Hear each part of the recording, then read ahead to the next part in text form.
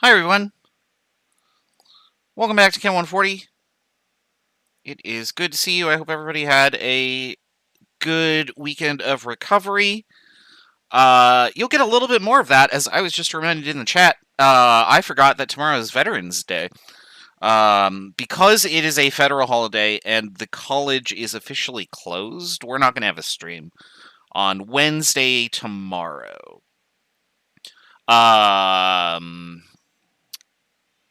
Yeah, that's really all I have to say about it. Maya has plenty to say, but I have water for her this time. We're gonna just spritz her as soon as she comes by. Oh, now she's hiding. Goodness. That's really the only major announcement, I think, other than what's posted on the screen. Actually, you know what? I should probably even add that. Let's see here. No class Wednesday, 11 November, Veterans Day. There you go. Now it's on the screen and you can see it. Let's see here. Question 3 on the lab. Do you want charges on the answer as well of each ion? Yes, any ions that you write down, write their charge. Because if you just write Na, that's not an ion, that's an atom. So make sure that you are clearly indicating, hey, this is an ion by including its charge. Since there is no class and no live stream tomorrow, obviously there's not going to be much time for me to answer questions about the lab. But remember that you can always... I'm getting a phone call, but I'm not going to answer that. Remember that you can always send me an email, and I'm happy to answer any questions that you have about the lab. And the lab isn't really due until Friday. Like, if you can get it in by Thursday, great. I put a deadline there. Just so you know sort of when to finish. And if you have more questions that you need to ask on Thursday, like at the beginning or during a break, that's fine too. Okay, so I believe last time I left off with these 3 problems here. And I gave you the answers, but I wanted to show you how to do them. So let me put this. That's not the first problem, actually. Oops.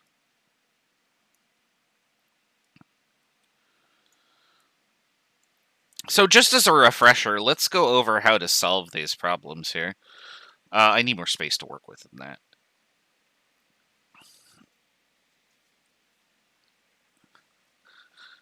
So the formula for mass percent is going to be one that you just want to have handy. And that formula is... Oops, I don't have a black ink selected here. So that formula is the percent of whatever thing you're looking at is going to be equal to the mass of the thing that you're looking at divided by the total mass of everything in the substance that you're examining times 100%. Now, if I want ammonium phosphate, first I got to look up the formula for it. So let's assume that you know what ammonium is. And you know what phosphate is. And you had to put them together. That's supposed to be an arrow there, but... And hopefully you put them together to get this, so that the charges balance. And then if I'm going to do a percent mass of each of these, I need to know what the atomic mass, or the formula mass, of ammonium phosphate is. So we're going to go over to Lentech, and I'm not going to put that on the screen because we saw enough of that last week. Lenny Kravitz, American singer-songwriter. That is not what I want, Google. I want Lentech. NH4. Oops, I didn't parentheses. Alright, so I determined that the... Well, Lentech determined 149... My goodness. I just undo. Let's try that again. Was it 149.09? Yeah. So that's the molar mass of that substance. We get that by adding all those atoms up together off the periodic table. Add a nitrogen, 4 hydrogens, a phosphorus. Oops, sorry, no. A nitrogen and 4 hydrogens. Times that by 3 here. And then a phosphorus and 4 oxygens.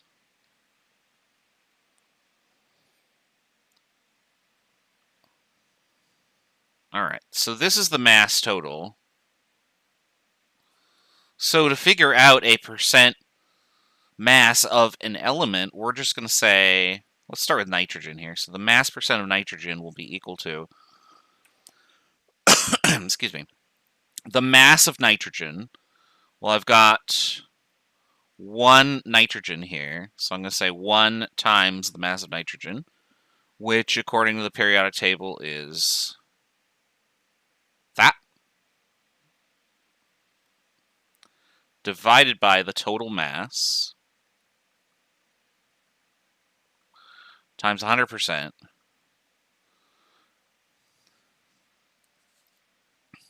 These cancel out.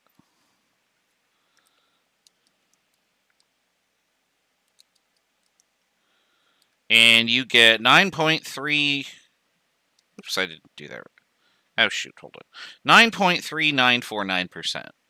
We're going to keep 5 sig figs here because that's what these allow us to do. So this is 5 sig figs.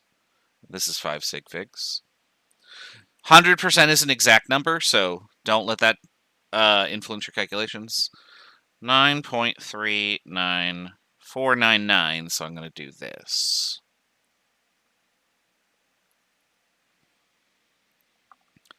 So that's nitrogen. Nobody stopped me. I made a mistake. What was my mistake? There it is. Somebody found it. I looked at my formula and I was like, oh, I forgot this. Wait, nobody mentioned it. So let's fix that. There's actually 3 nitrogens in here because of this. So that's going to change my answer. Let's see here. 3. Oh, I'm just going to times the whole thing by 3. Hold on.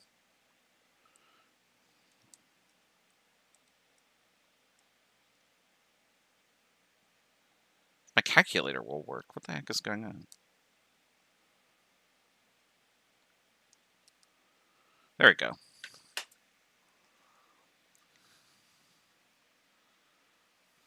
Somebody noticed. Thank you.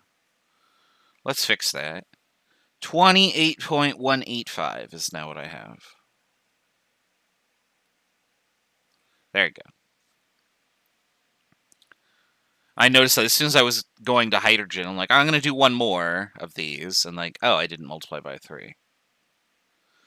So now I'm going to do hydrogen here, which is also going to be multiplied by 3. So there's actually 12 of these.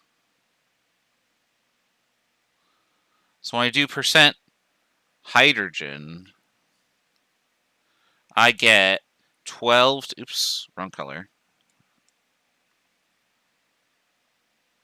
That's not the pen. There you go. 12 times the mass of hydrogen on the periodic table, divided by the total mass again,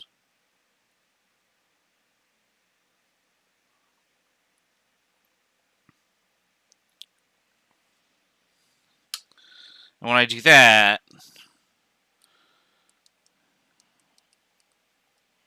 149.09 times 100%, I get 8.1124% hydrogen.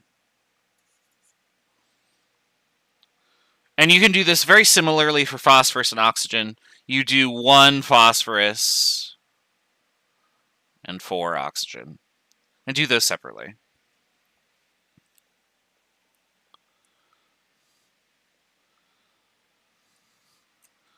All right, hopefully we all remember how to do that.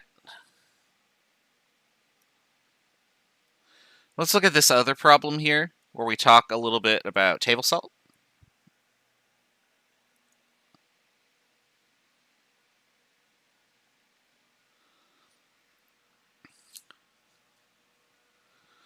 So, dietary recommendations say you should not exceed 6 grams of salt per day. If you've ever weighed out 6 grams of salt, You'll either be of the opinion of like, holy crap, that's a lot of salt. Who would eat all of that? Or you'll be of the opinion like, wow, that's not very much salt. I eat way too much. I'm definitely in the latter camp. I put salt on everything. Let's see how much sodium is present in 6 grams of salt. And you might actually be saying, well, isn't like the daily recommendation something like this?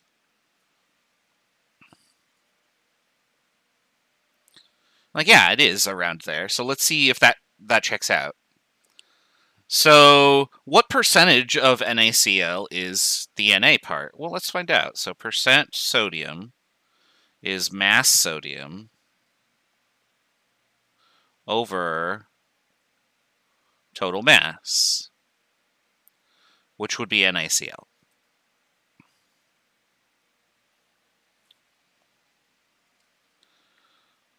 Okay. What does sodium weigh? Well, according to the periodic table, it's like 22.9 something. 22.990 is what I have. And then I got the mass of this last week because I did iron in my head for something. 58.44 is what I want.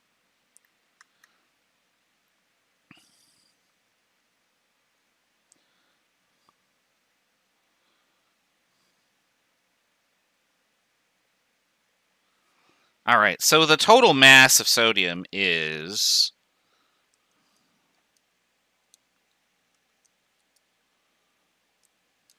Or sorry, the percent mass, 39.34% sodium.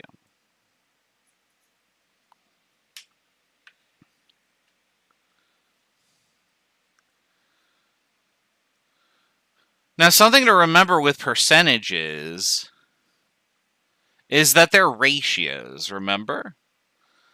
So I could use this and say that this ratio is exactly the same as there are 39.34 grams of sodium in 100 grams of sodium chloride. How'd I get 38.44? That should be a 58, actually. If you're talking about this right here, my 5 came out kind of weird. There you go.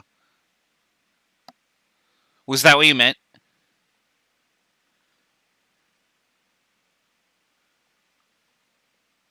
Sorry about that. Yeah, that should be this right here. Now, this this relationship right here, that's going to be useful because what I can now do is say, okay, well, in 6 grams of sodium chloride, what mass of sodium is there? Well, for every 100 grams of sodium chloride, I have 39.34 grams of sodium.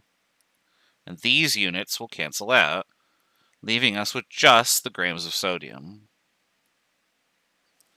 So I just take our percentage and times it by our mass, and I get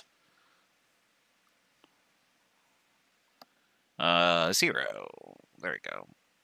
And you'll notice that that's remarkably close to what the recommended daily allowance of sodium is. And 2300 is just the number I pulled off my head. And for people, like, you're not going to measure this down to the microgram. Like, your body's not going to explode if you have 60 milligrams too much salt. So 2 sig figs on that recommendation is fine. But yeah, 2300 milligrams of sodium is what you get per day. But remember that sodium is only part of what salt is. So you can actually have more than 2300 milligrams of salt. Or, of course, you could just issue recommendations and eat whatever the hell you want to. I mean, have a wonderful 45 years and then die, right? I don't know. Maybe the end of your life is going to be miserable anyway because you're old. I don't know. I think about that a lot now that I'm old. But you guys are probably mostly young.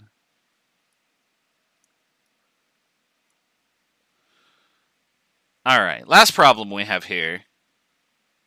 Molecule with 2 nitrogens, 63.6% nitrogen by mass. What is the formula of the compound?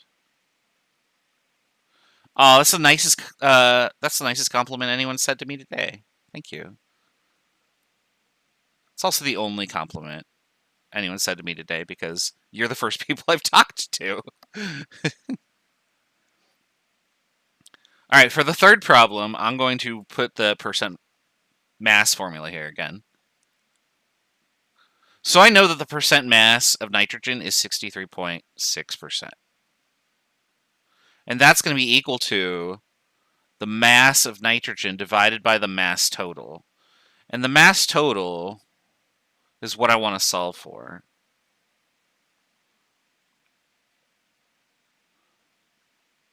Now, according to this problem, I have 2 nitrogen atoms present. So that means that their contribution must be 2 times the molar mass of nitrogen. So all I got to do is solve for this, right? And we're all set. So I'm going to isolate this. I'm going to send this guy over to the left here.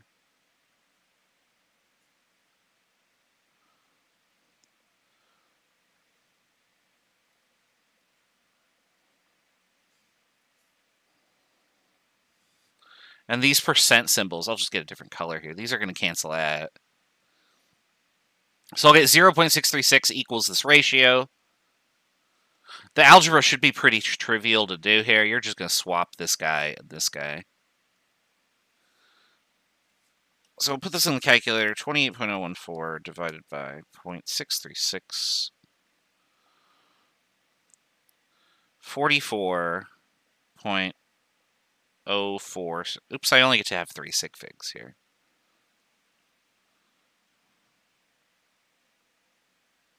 There you go. Now, if you were asked to figure out this formula, which you won't be in this class, you know it's got 2 n's in it. And if the whole thing weighs 44.04 and I have 2 nitrogens in there, what's left over is only 16 AMU. And if you wanted to try and suggest an atom or maybe a collection of atoms that had that mass, a good guess would be that. Oxygen weighs about 16, so this is probably the formula of what's in here. Hooray, existential dread! Question mark?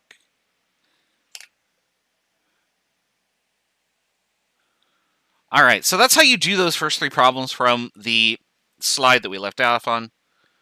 Sorry we didn't get around to those last week, but considering it took me like 10, 12 minutes to do all 3 of them, and we had like, what, 2 minutes left at the end, I didn't want to rush through them. So they're there. Any questions, let me know in the chat. But that's percent mass, so know that formula, have that handy, and then start plugging things into it and solve for what you don't know, because you'll always have enough information. The trick to synthesizing these problems is making sure you know where the information goes.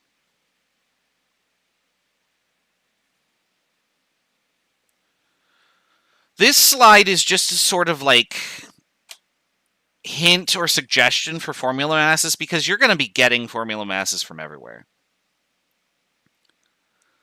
And my suggestion to you, to make sure that you don't fall out of precision with expected answers, is to make sure that you use at least up to 2 decimal places for any number you pull off of a periodic table.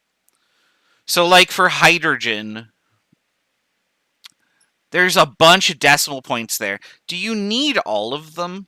Not really. But how many should you write down? Well, if hydrogen was bigger, you would only use up to 2 decimal places. But for elements that are smaller than 10 AMU, use an additional decimal place, because, and the reason for this is, any number you pull off the periodic table, you want to have at least 4 sig figs in your answer. Okay. So whenever you are doing anything relating to atomic mass, formula mass, etc., your answer should have at least 4 sig figs. So pull enough numbers off the periodic table to ensure that that happens. Now, this just says that if you do that, then everything will work out just fine. And the reason for this is because when you do addition with 2 decimal places, all your answers will have 2 decimal places. And if you multiply by whole counted numbers, that's like adding the same thing over and over.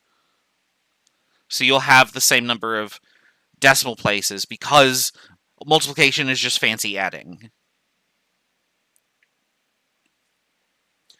And then finally, the ultimate reason that you want at least 4 sig figs is because a lot of the numbers that I'm going to give you in problems will only have 3 sig figs or whatever.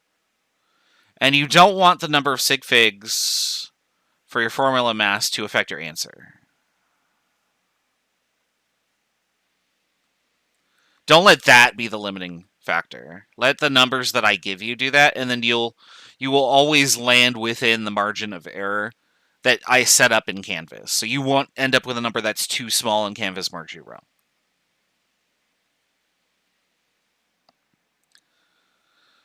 All right.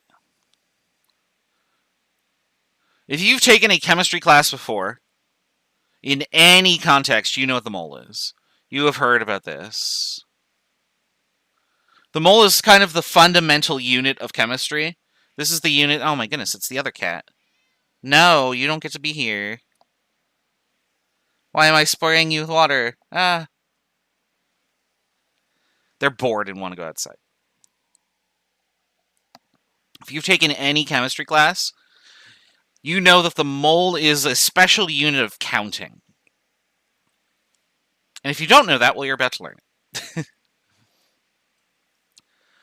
So, when we count things in chemistry, we tend to count things like atoms or electrons or molecules or really, really, really tiny units.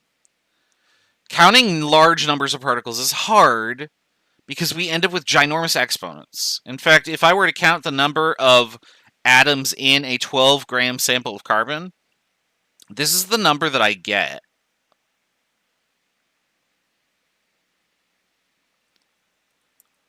I get 6.022 times 10 to the 23. If I was going to write that out as a standard notation number, this is what that would look like. Oops, I've already messed up. I didn't even get to the third number. So 1, 2, 3, 4, 5, 6, 7, 8, 9, 10, 11, 12, 13, 14, 15, 16, 17, 18, 19, 20, 21, 22, 23. That's absurd, right? That is such a large number that I can't even fathomably consider that.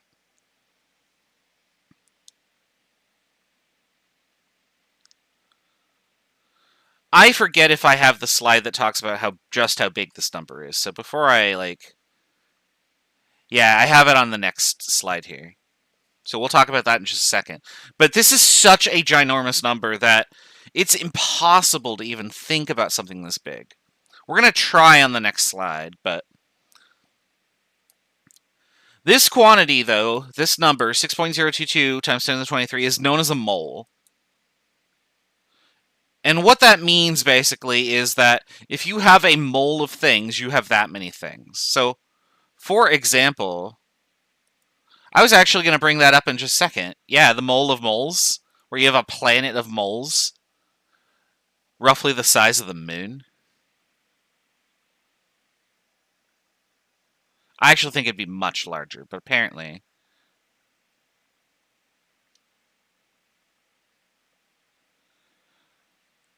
What is going on with my pen? There we go. Oh, no, that's not what I want. Okay. So, just like if you had a dozen of something, you'd have that many units. Or if you had a couple of something, you'd have 2 of them. If you have a mole of something,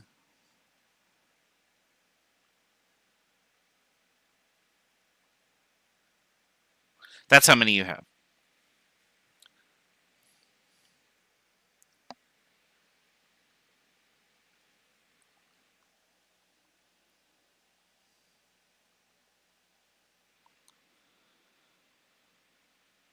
All right. Now, this number has a... Oops. I gotta clear this out of the way here.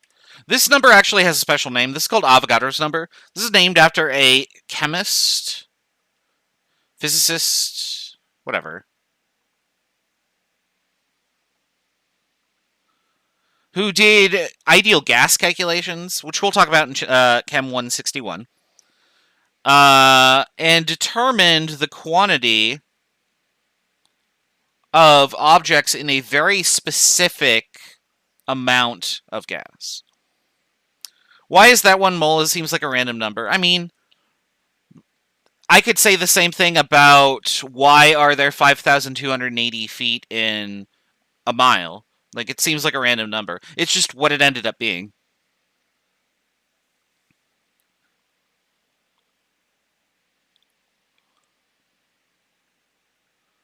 The reason that this is a random number down here, this one in yellow, is because this one that I'm going to highlight in green is what we set as our standard for it. So somebody said, okay, 12 grams of carbon is our standard. Now, why did they pick 12 grams? Because carbon has an atomic mass of 12. That's why. So they said, okay, if I do this, how many atoms are there? And it worked out to be this number. If it worked out to be a nice and round number, I would be really suspicious of it, actually.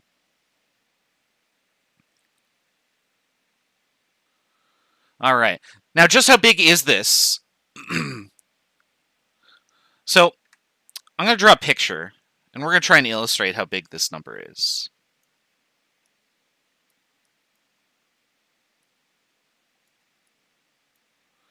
All right, so my picture... Here's what we're going to do. We're going to take a piece of paper. This is my paper. It is 8.5 by 11 inches. And what I'm going to do is, here's the surface of the Earth. And I'm going to take this paper, and I'm going to stack it endwise, because I can do that with paper. I don't know. Maybe it's a book. Whatever. And I'm going to stack them end to end, and I'm going to make a tower.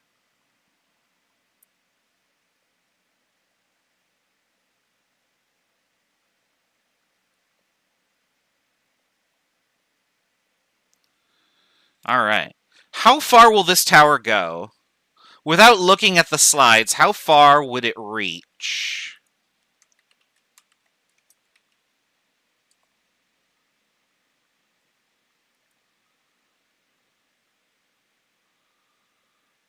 Any idea at all?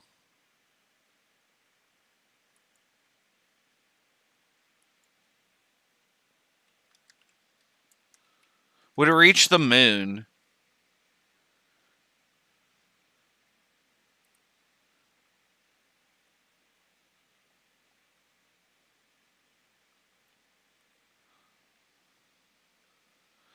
Yeah, greater than the span of the galaxy. In fact, it is so big that this would reach... I was trying to find a picture of it. But when you type in galaxy map, all you end up getting is Star Wars crap, so... This will go all the way. So this is... If this is the Milky Way... Our tower of paper...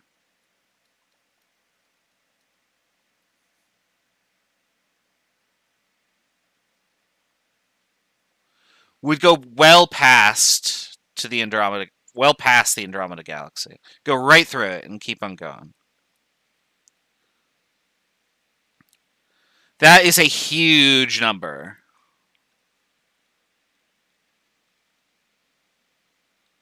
Now, how far away is the Andromeda Galaxy? Really freaking far. I actually don't have that number on hand, so I don't actually know that off the top of my head. What I do know is that, let's suppose that we had the mole lottery, and I gave you 6.022 times 10 to the 23rd dollars. That's so much money. And you know how much money that is? That would allow you to give every single person on Earth $3 million per second for the next 100 years.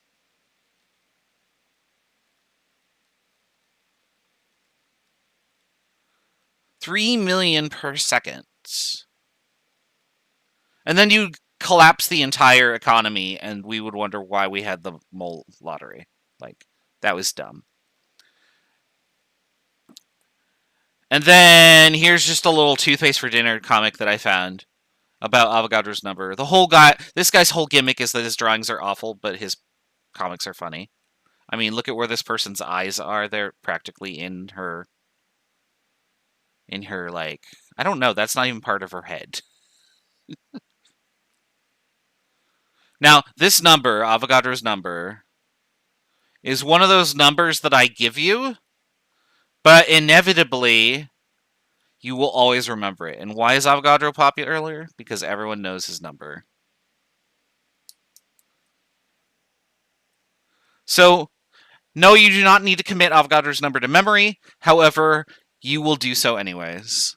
In fact, you may have already memorized it.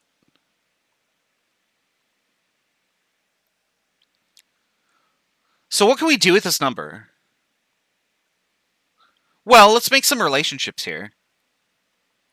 For example,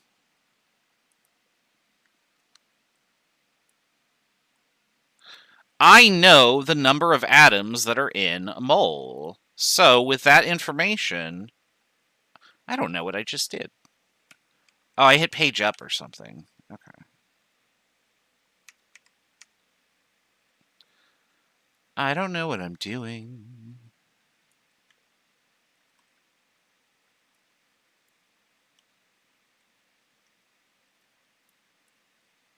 All right.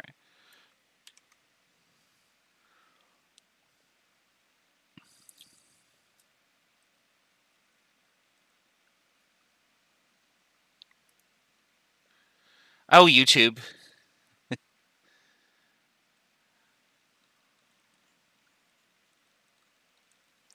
So I have this many moles of carbon. And I know that 1 mole of anything, we'll say carbon here, equals Avogadro's number of that thing.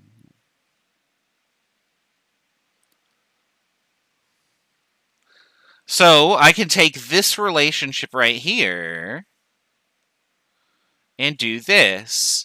What unit do I want to cancel out? I don't want to know how many moles I have. I want to know how many atoms there are in the sample. So if I want to turn moles into atoms, and you're probably looking at this going, oh shit, it's that stuff from unit 2 and 3 again. Yep, that's what we're going to be doing for the rest of the quarter. I can set up my units so they cancel out. So moles of carbon atoms.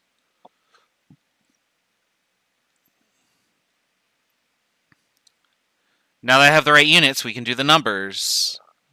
There are Avogadro's number of atoms in 1 mole. And we'll punch that in the calculator.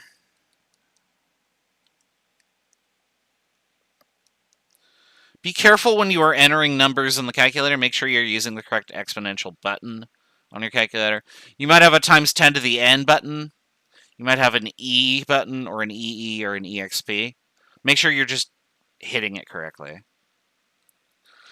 The number that you should get is this, 1.54 times 10 to the 23 atoms of carbon. If you're typing this in on Wolfram Alpha, you should get this number.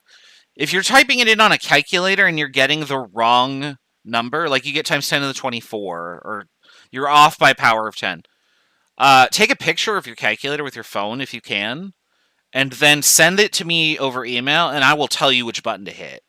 I've seen every calculator under the sun by this point, but it's hard for me to describe them without actually seeing its interface. So if you have calculator issues, please email me, and we can figure that out. Because you don't want to be off by a factor of 10 on these.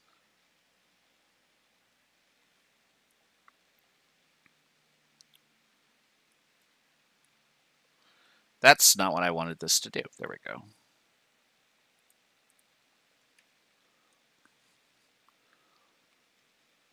All right, let's do another one here.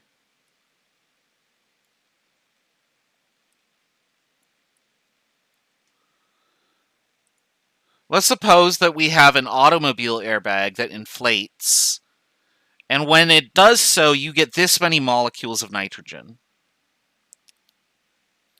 How many moles of nitrogen were in the bag?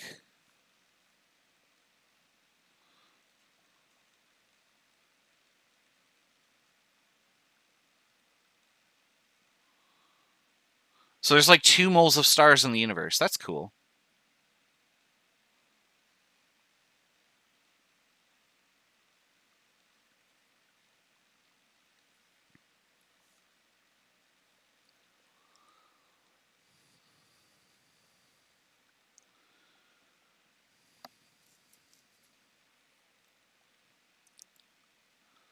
Okay. So, with this information,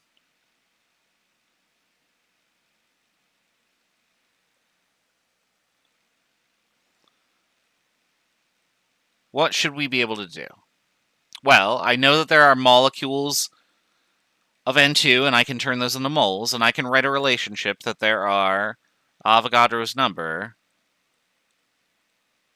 molecules in a mole.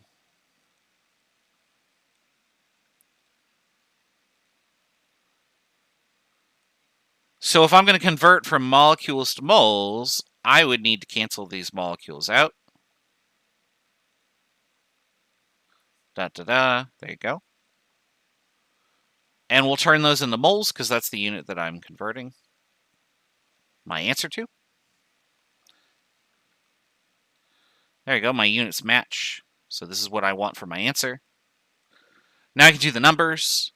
There are this many molecules in a mole, so I got to make sure I put that number in the right spot.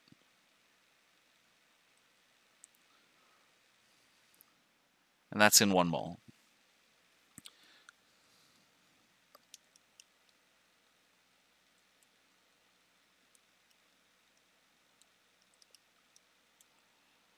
And I should get like 2 something, yeah. So the answer that I got was 2.74 moles of nitrogen.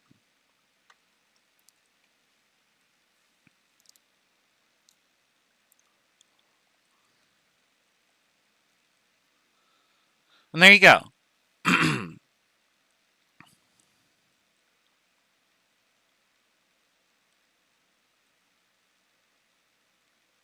I should say. Down here, what I'm drawing is just a little table.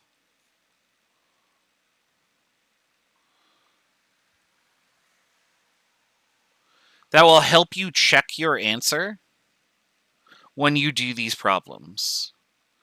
If you are solving for moles, you should get a reasonable number. If you are solving for atoms or molecules,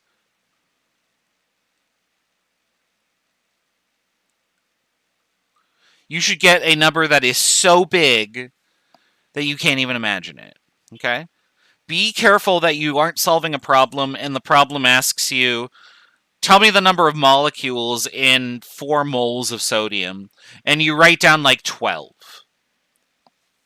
Because you would not have 12 atoms of anything in any problem that with a reasonable amount of stuff. Now, some problems will ask you for things that are not reasonable. For example, some problems might ask you, what is the mass of 1 atom?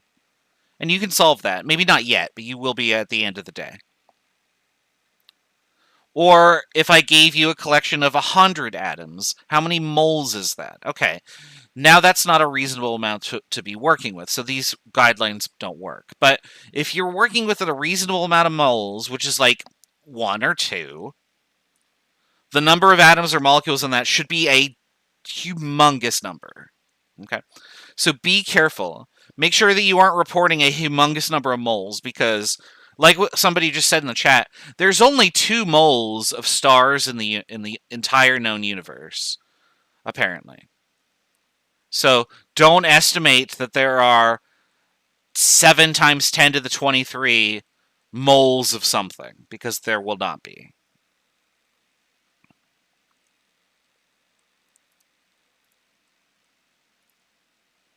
All right, so there's our answer for that. I'll leave that on the screen just in case you need it. You could pause the video if you like. All right. Oh, darn it. Okay. I'm going to put these two questions on the screen here. Now, like I just said, one of these has a reasonable amount of stuff. The other one does not. Okay? So, use that information to sort of temper your expectation of what the answer should be. Because one of the things that students run into when they're doing these problems at first is they have no concept of whether they have the right answer or not. And you're just it's a stab in the dark. And if you have a number that's roughly 1 mole, you should get an answer that's roughly Avogadro's number. If I give you a number that's like 10 to the minus 11 moles, you're going to get a number that's much, much, much, much smaller. But the magnitude still might be really big because there are a lot of molecules in a mole. So try and solve these two problems. Type your answer in the chat. We'll go over the answers in about 5 or so minutes. Okay? I'll see you in a bit for that.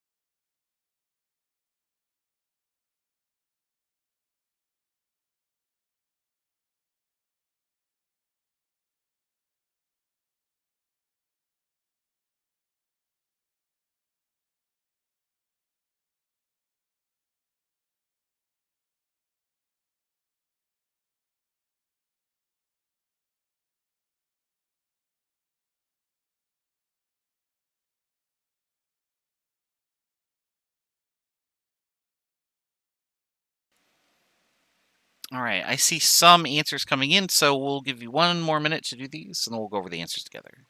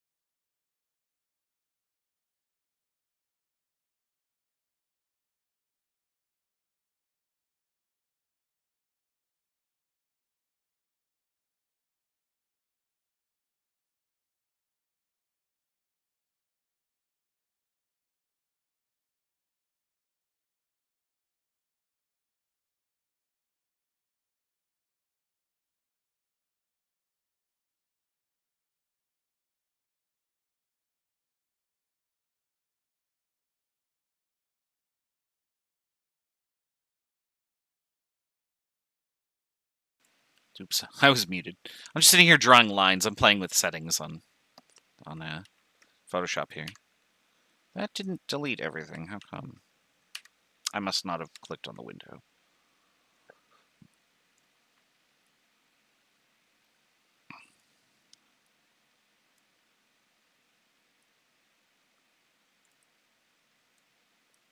All right, let me resize this so that it... Well, nah, we'll just do that.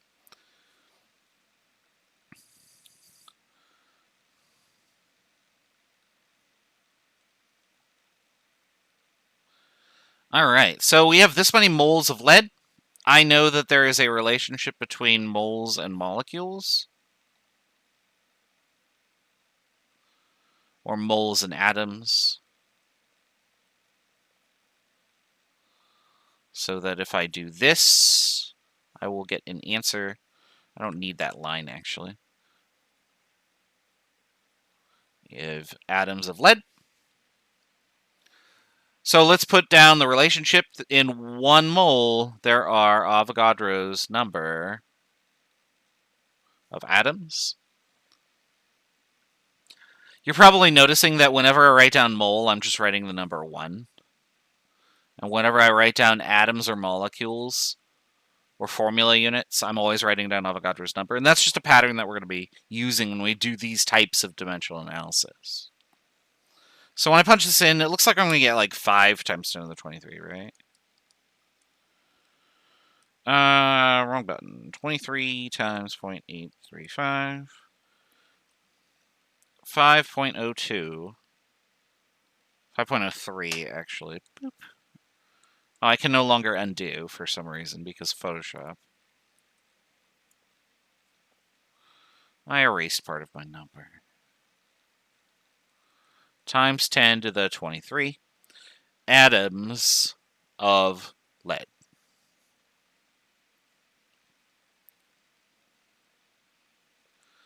Same thing with this calculation. In fact, it's the exact same calculation. I just have a different size number.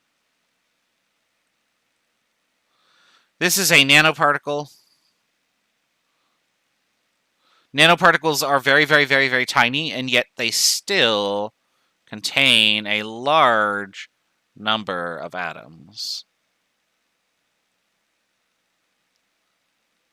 So the unit's set up in the exact same way.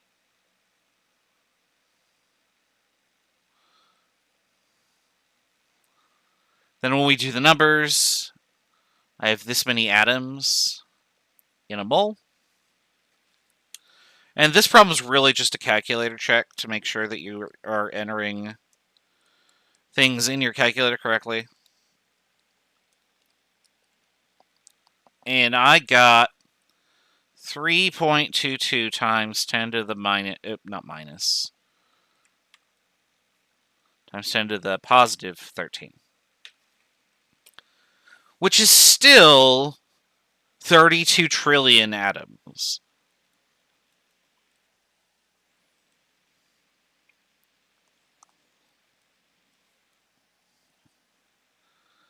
All right.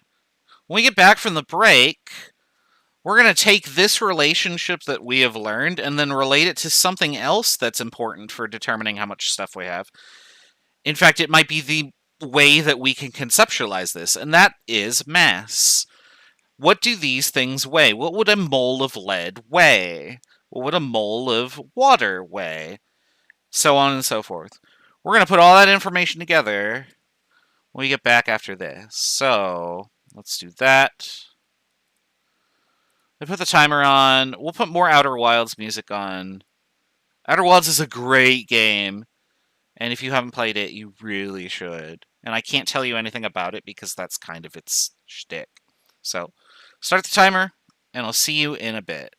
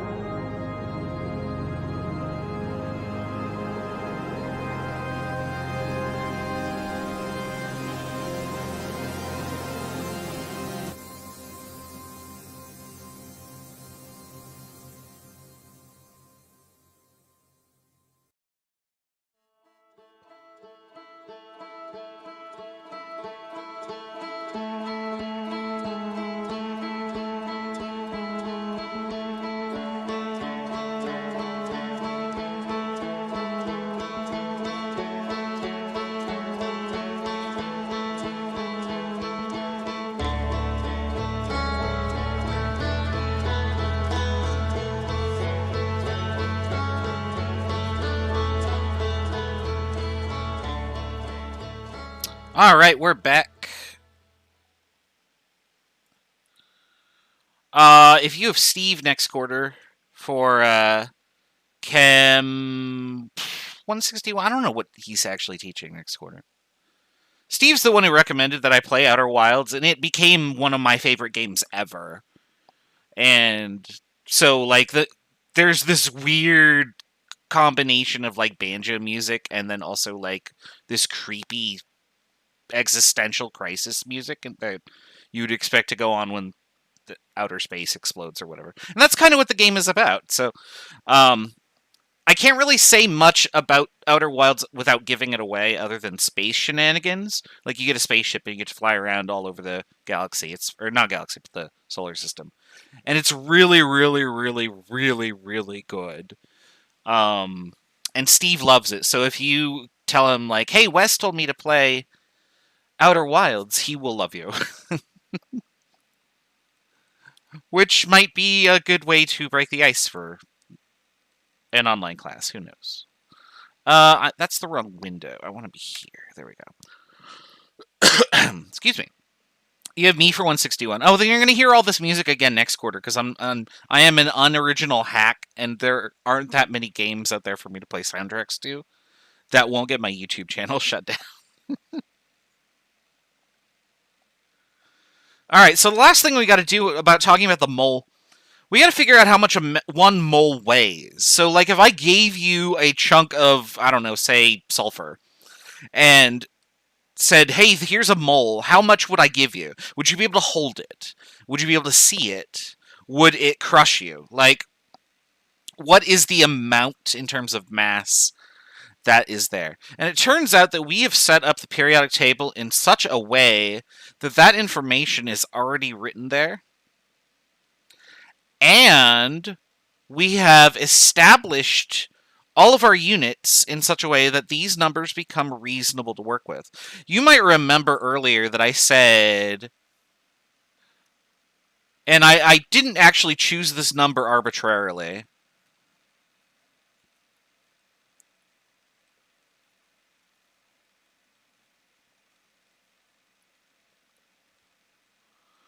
We had something like this, and it was on the screen. We said, it turns out that in this many grams of carbon, there are this many atoms, and we call that a mole. This number right here, this 12.000, is the atomic mass of carbon, but more specifically, it's the atomic mass of carbon-12. And so if I had pure carbon-12, it would have a mass of 12 grams. I would have a mole. So 1 mole is going to be related to how many AMU something is. And in fact, that's what we use AMU for. AMU is derived to be such a unit that when you convert moles and grams and AMU together, you get a reasonable number of grams. And so here are some numbers off the periodic table. The atomic mass of any unit that, or of any atom that you want to look at, is going to be equal to its mass in grams. So if this was 12 AMU, it will weigh 12 grams. So we're never going to write AMU again. We're going to write grams because we're going to be working in grams per mole. Now, the terms formula mass, atomic mass, whatever, we're going to just lump them all together, and this, you probably heard me say this accidentally already. We're just going to talk about molar mass. Molar mass is how many grams something weighs per mole. And now that we have all this information put together, we can finally at last do relevant calculations. So, let's spend some time doing that. Let's first look for xenon. If I wanted 1 mole of xenon, how many grams would I have to weigh out? So I want you to tell me the answer to that. I'm not going to say anything else. But type in the chat how many grams of xenon would be 1 mole.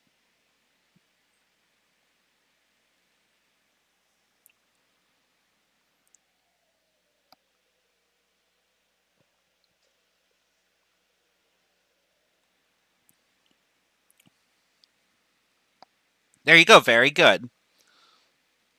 Where did you get that number? Because two of you got the same number, so you must have looked in the same place. What was that place?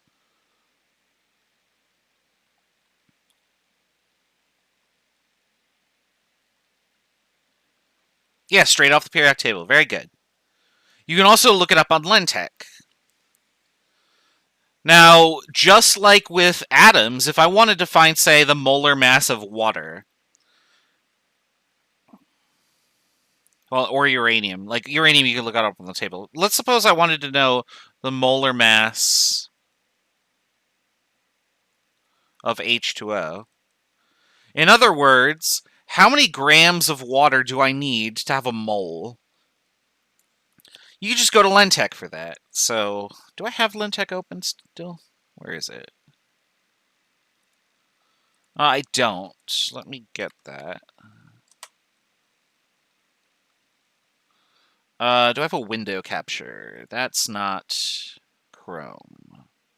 There we go. There's Lentech. Boop.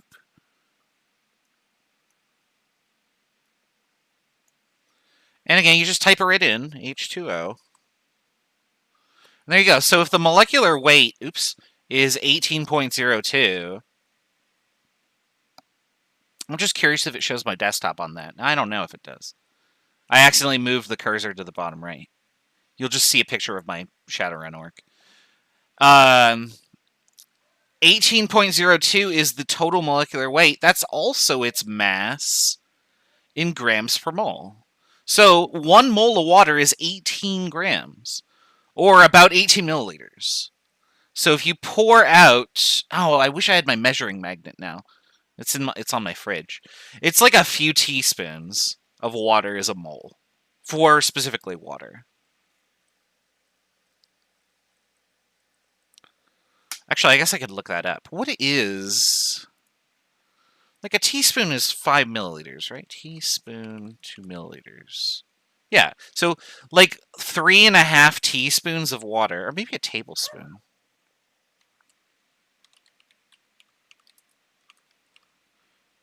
Yeah, just a little more than 1 tablespoon is a mole of water.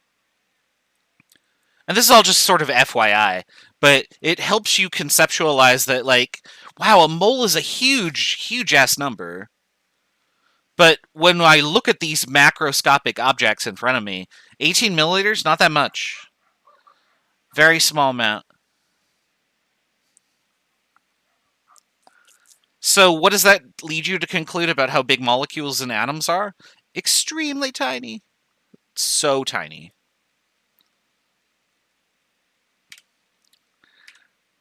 All right. This page is just asking us, like, hey, what's the molar mass of compounds? Again, just go to Lentech. So, like, we'll put this up. What is the molar mass of PTCl2? Well, what does Lentech say? Let's find out. There it is. PTCl2. I got 265.98 right here. And so that should be what my slide says. Oh, it doesn't say anything. Probably because I just assumed I would have done this on the screen here.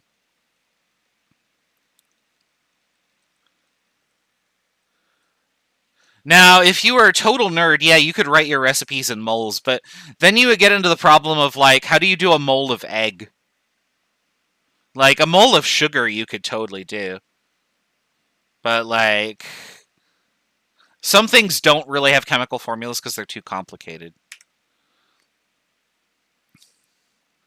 I don't really know if we need to do this exercise, because it's literally just go type it into Lentech. You can if you'd like to, I guess. I'll give you 2 minutes to try and type these in there, or to do them by hand. I remember last quarter when I did this problem. So this, I actually wrote this crazy molecule right here because I actually made this. Well, I made something very similar to it. I am a published chemist. I have 2 papers that I didn't give a shit about, but they involved this molecule, so some people were interested in that. But Try and enter these into Lentech. Make sure you use parentheses. Report the numbers that you get. We'll go over the answers in 2 minutes. I'll just go fill my water, and we'll come back and move on.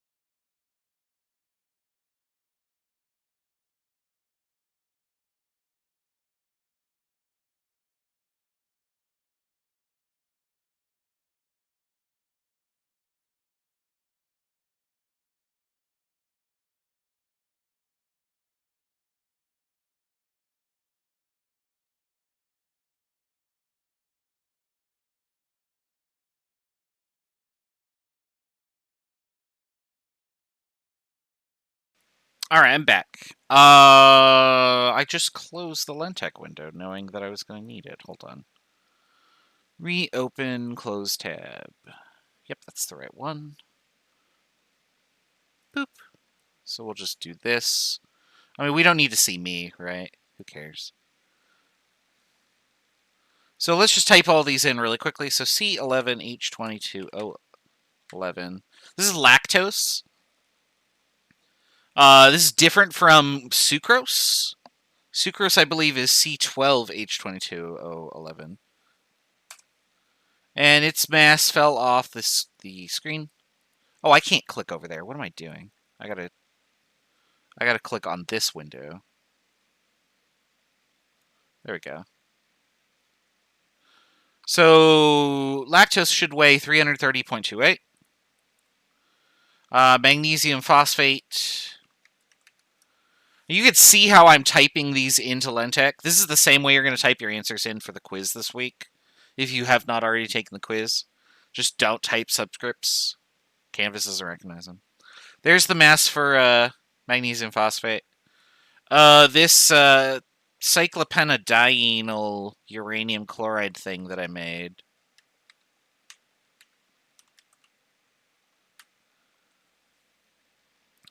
$439.12.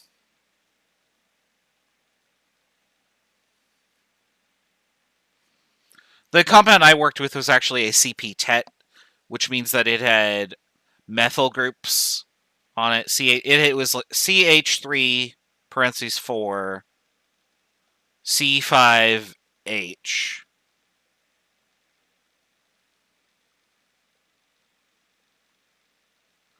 And that was attached to uranium. It's been 20 years, so I barely remember it. And then tooth enamel here, calcium phosphate. Oops, 5. PO4, 3 OH. And that should be 502, is what I got here.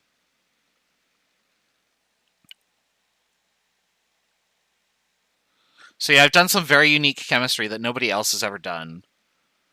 And by that, what I basically mean is that like 1 or 2 people have probably ever done it, and nobody cares about it, which is kind of how research works. I can tell you all about my experiences with research, and I will probably scare you away from it. So, be careful what you ask for, I guess. All right. So that's molar masses.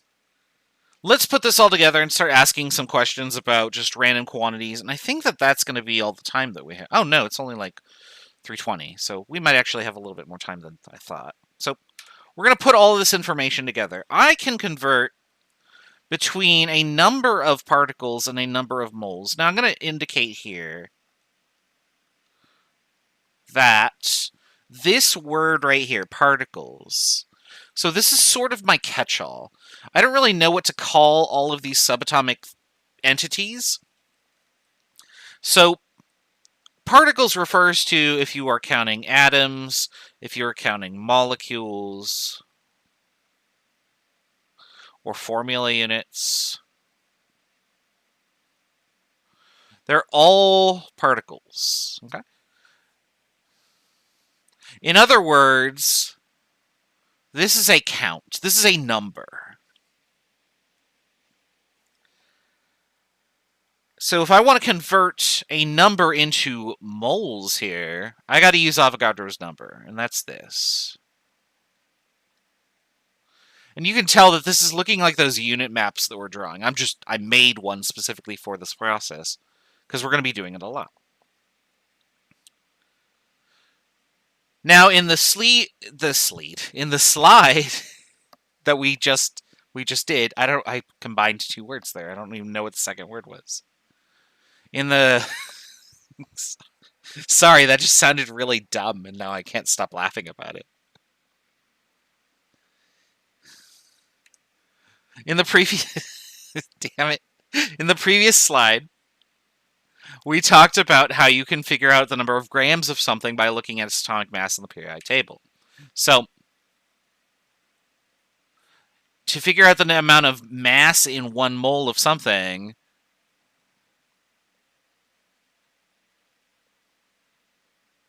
you look at the periodic table. And that's going to depend on what atoms or molecules you are looking at. That number is going to change. Now, because these are the same thing right here, you could turn particles into moles into grams. So if I said, how much do 6 times 10 to the 25 grams of iron weigh in kilograms, you could do that. And that's what we're going to do. And so we're going to do all sorts of problems. Let's start with this problem here. Which of these is heavier? 2 moles of oxygen or 16 moles of hydrogen? What has a greater mass? Let's try and figure this out.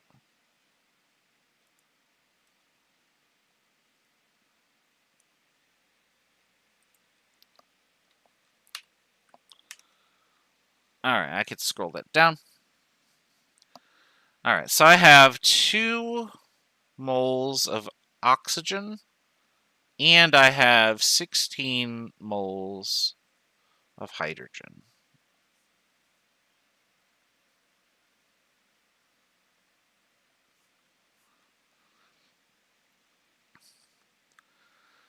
So if I want to make the relationship between moles and mass, then I do something like this, right? So moles of something, mass of something, and I would use the periodic table to determine the relationship. So let's do that. Let's do that for oxygen and for hydrogen. But first I need to set up the units. So I want this to cancel out, so I've got to put this down here. Now I can turn moles into a mass, so that would be that. It's not very good oxygen. Let's make that better. So now we're going to go to the periodic table and do the numbers. In 1 mole of oxygen, there are 15.999 grams of oxygen. So we'll just times these together, and I get 31.998, which would be 32.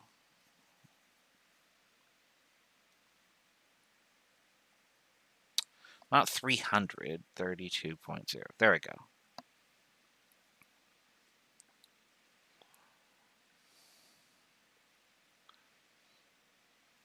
Now I can do the same process for hydrogen down here. So I set up the units in the same way, moles of hydrogen, to cancel out with this unit over here. And then what do I want to do with it? Well, I want to turn it into a mass, so we'll do grams of hydrogen. Got to look for it on the periodic table, so 1.0079. So I want at least 4 sig figs for that number so that that doesn't ruin my or affect my precision.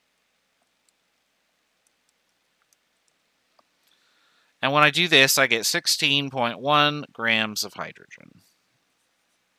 So what had the bigger mass? 2 moles of oxygen or 16 moles of hydrogen? Well, I mean, you can tell just by looking at it, right?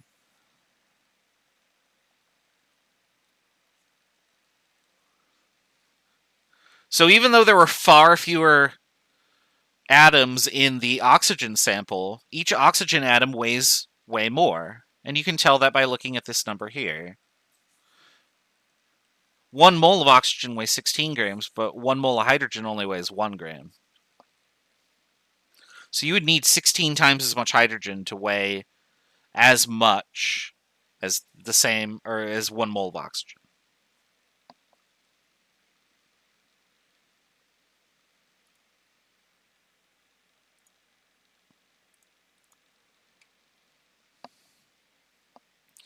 All right, let's do another problem here. Here's a mass of iodine. How many moles of iodine were obtained?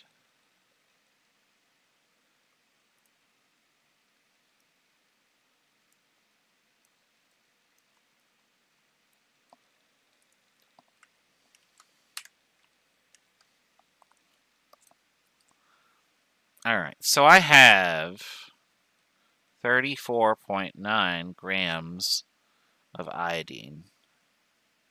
Oops, this is just, we're just going to use I for the purposes of this. Sorry. Iodine is supposed to be diatomic, but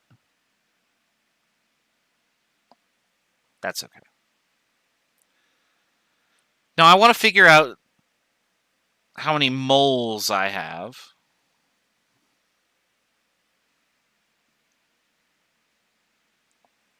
And I know mass, so in order to get from this to this, I would need to use the periodic table and look up the molar mass of iodine. So I would know that 1 mole of iodine is equal to 128.90 grams of iodine. Sweet, we'll just set up our units. I don't want this grams to be on top anymore, so I'm going to do that. We'll turn that into moles. That's the unit that I want, so let's do the numbers. 1 mole, 128.90 grams of iodine.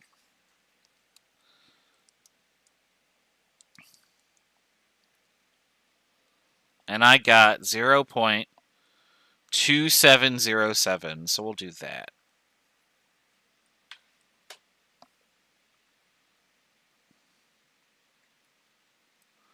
And let's see how we did. Wow, my answer's way off by like 0.004. Did I use the wrong number on the periodic table? Is that a 6? I'm like going blind here. It is a 6. Okay.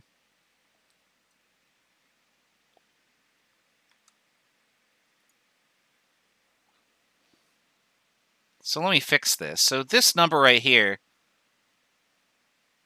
is actually a 6, it looks like. Now I'm double checking just to make sure. Yeah, okay. So when I put that in the calculator, I should get a different number.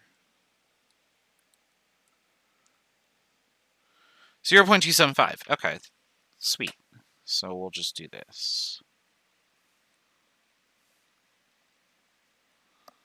That should match with what I have on the screen now. Yeah, it does. Okay, cool. Be careful, easy to do. I'm in a room that's not that bright, and my periodic table is kind of small, and it's actually on paper. So I apologize for making a mistake.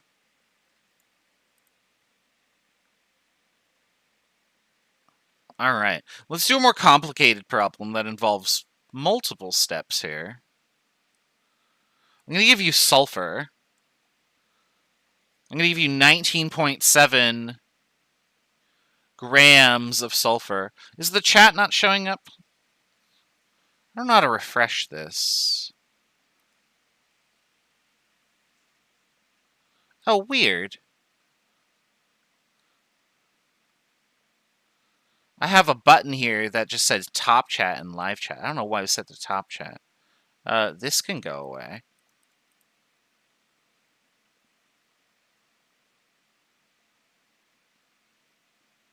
Yeah, I don't know. I might have had something like weird going on with my chat here. I don't give a crap about top chat. I want to see every message as it pops up.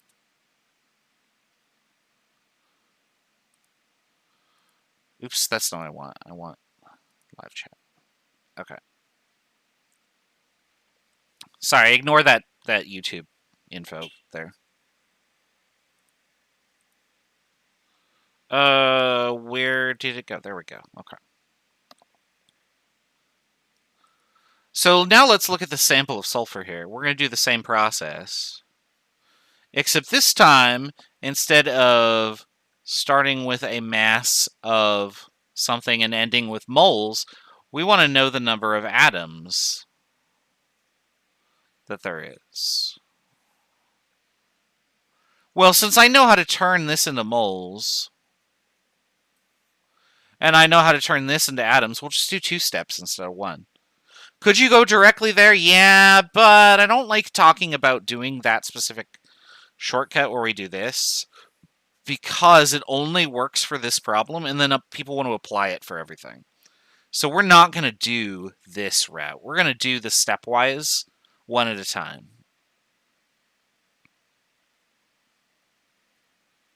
So how do I convert something's mass to something's number of moles? Well, I look at the periodic table here. That's not PT. There we go. And then how do I turn moles into atoms? I use Avocados number. So that's what we're going to do. We're going to do those 2 steps. So first we got to go from mass to moles. So I'm going to set up my units. Oops, this is grams of sulfur. We'll set them up so that the units cancel out. And then according to our little blueprint, we're going to turn mass into moles of sulfur. Then for the next step, we're going to go from moles of sulfur to atoms of sulfur. So I'll set up my units like that. Moles of sulfur and atoms of sulfur.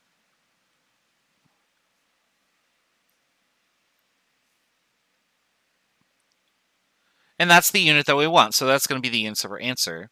So let's do the numbers. Oh, I'll address the guacamole part in a second, because Trader Joe's actually has guacamole from Avocados Number. And it's pretty brilliant. I guess I addressed it there. That's really all there was to it. What is sulfur? 32.065 grams per mole. And again, this number is from the periodic table. And then how many atoms are in a mole? Well, it's Avogadro's number.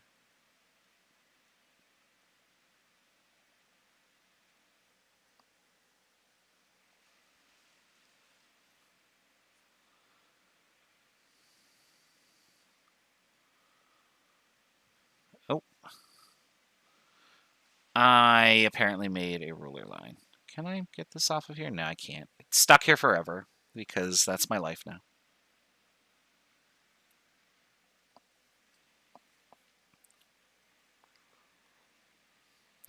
So now that you have all that information, type it in your calculator.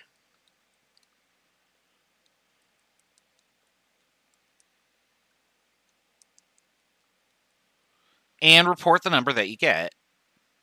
And I got 3.70 times 10 to the 23 atoms of sulfur.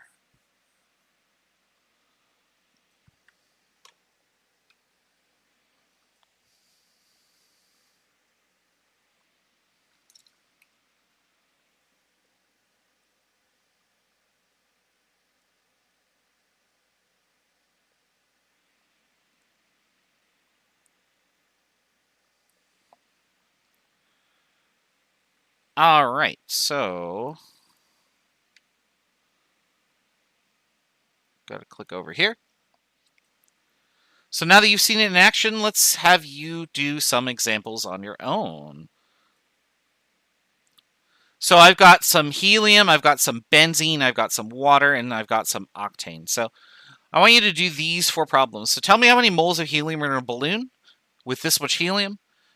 Tell me how many moles of benzene are in the sample. How many molecules of water are in a glass with this much.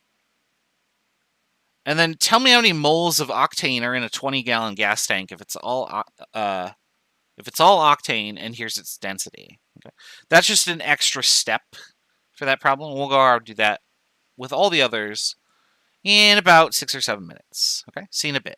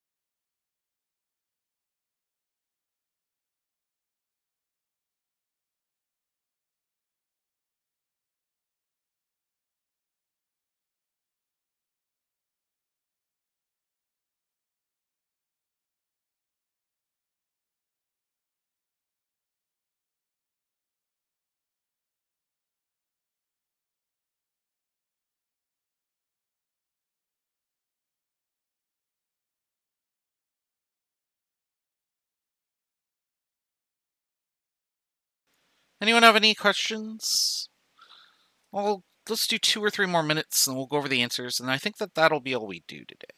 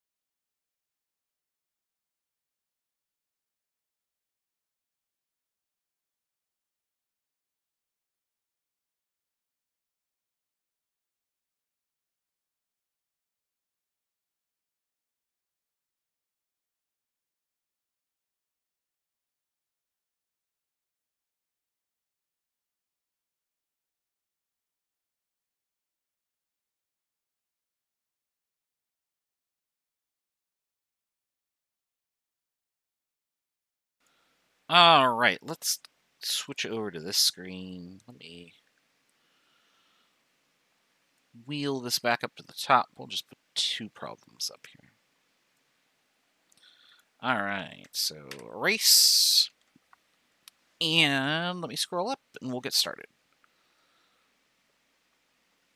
All right, so how many moles of helium are in a balloon with this much helium in it? So let's write down what we know.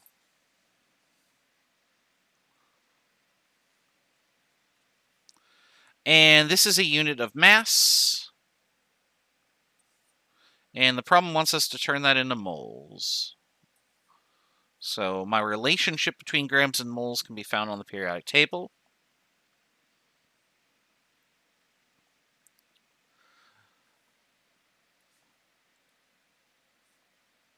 All right. We'll set up our units, get rid of these grams of helium, turn that into moles of helium.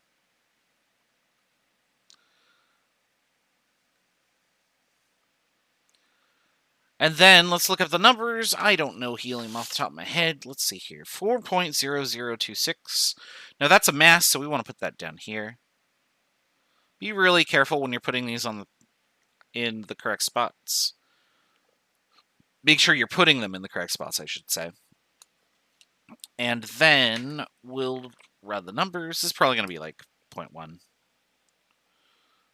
50.4.0026. 0.1124. So I get to do that.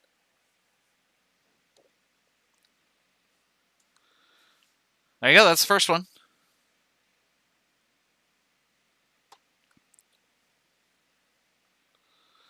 All right. For the next one, we have benzene. We have this many molecules of it. And it is, benzene is C6H6. So I'm going to write that out in case we need it. We won't, but, you don't know until you actually do the problem. So I have molecules of benzene. And I want to figure out how many moles of benzene I have. And to go between those two, I need Avogadro's number.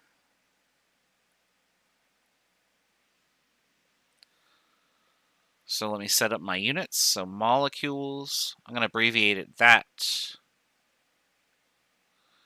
Mole, C6H6.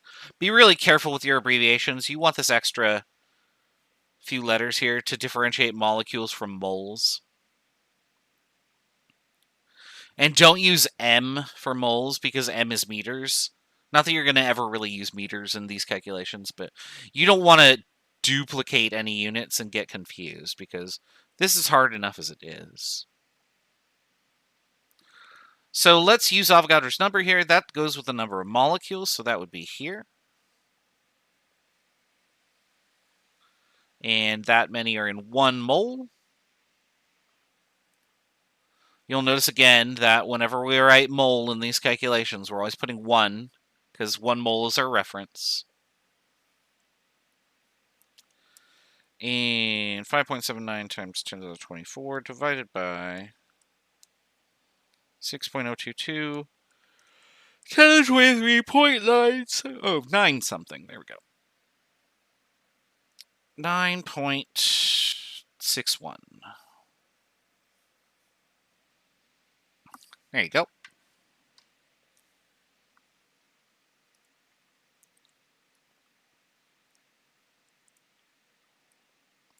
Oh, I didn't click on it. There we go.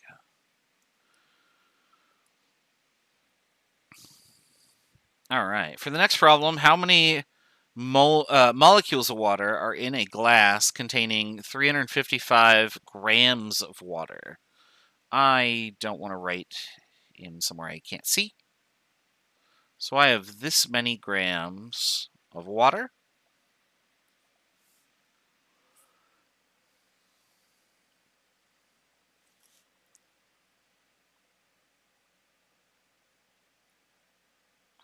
And I want to know how many molecules are in that. So we're going to go to the midpoint. Moles of water. And now we got to figure out our relationships. The relationship between grams and moles is on the periodic table. And the relationship between moles and molecules is just Avogadro's number. So let's set up our units and then use that information. So we're going to turn, that's not a line that I want. We're going to turn grams of water into moles of water. Units cancel out. And then we will turn moles of water into molecules of water so that these cancel out, leaving us with just what we want.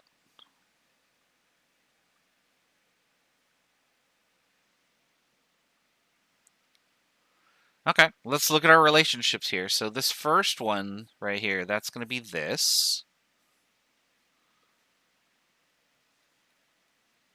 I believe that's the number that you should get.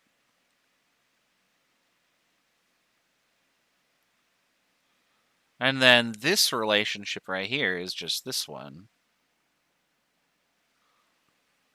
And in a mole of water, there are Avogadro's number of molecules. So we'll punch all that in the calculator.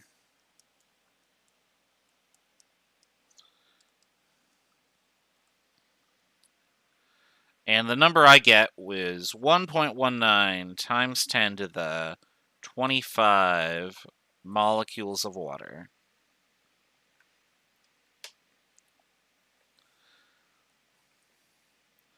So there's a lot of water molecules in your cup of water that has 355 grams of water.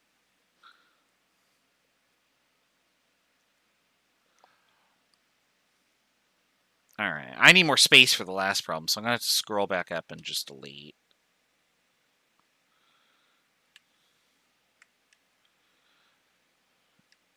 There we go. Photoshop isn't compatible with my graphics driver because I'm using an ancient version of it. It's like 2015 or whatever. All right, a gas tank has 20 gallons of octane, which is C8H18. So we have a volume of benzene, or not benzene, octane. I need to get that volume into some other unit so that I can figure out how many moles that are here.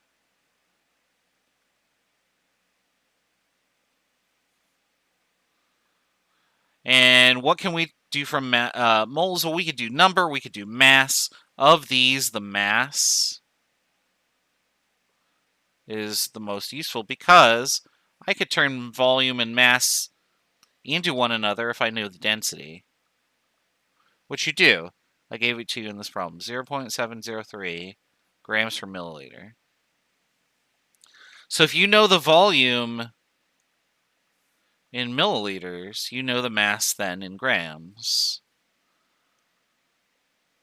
So we're going to have to do some dimensional analysis from units back. So I'm going to do it this way. I'm going to say gallons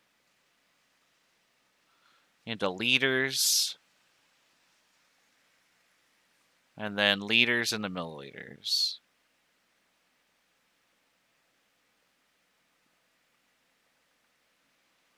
That will get us to a volume. So let's just cross these units out to start. I now have milliliters. That means I can then relate it to grams here. Unfortunately, I ran out of space, so I'm going to have to go to the next line here. So milliliters of... Can I go back another step? No.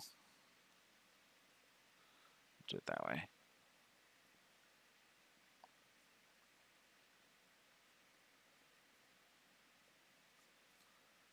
Oh, I don't know what happened there. Undo? Uh-oh. Can I go forward? No.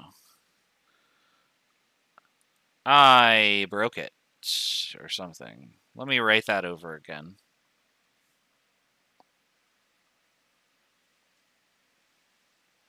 I mean, I'm going to cross it out here, but...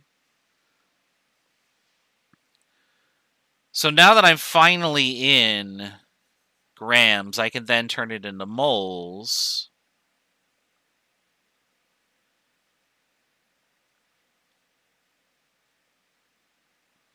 By doing that calculation there. And that will tell me how many moles should be in the sample. So now that we got all the units set up, we just have to fill in all the relationships one at a time here. So let's start up here. How many liters are in a gallon? I really should know this for the number of times I've used this. I think it's 3.785, 1 gallon to liter. 3.78541, okay. 1 gallon, 3.785 liters. Milliliters to liters is easy. That's a metric conversion you should have memorized. Grams per milliliters uses this density here, 0.703 grams per milliliter.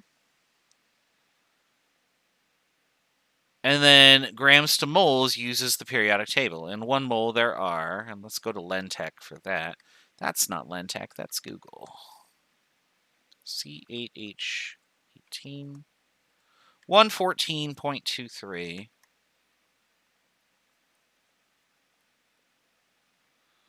grams of benzene, or octane. I keep saying benzene.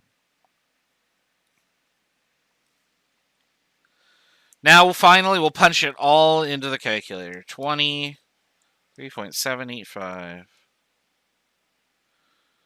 0.703 divided by 1 times 10 to the minus 3 times 114.23. And I got 466 moles of benzene, or of octane.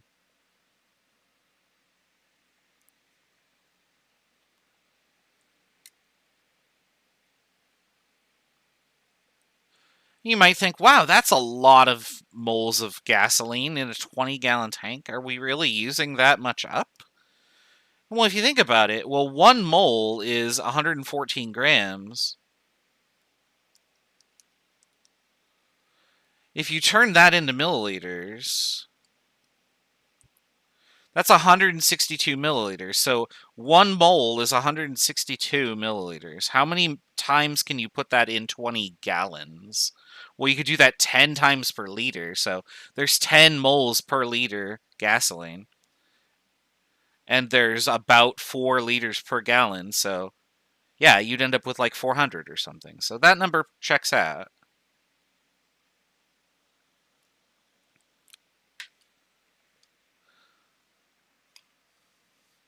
That's just me doing mental estimations to say, like, wow, that's a really big number. Am I off by a factor of 10? No, I'm pretty reasonable that we did it right. Reasonably certain, I should say.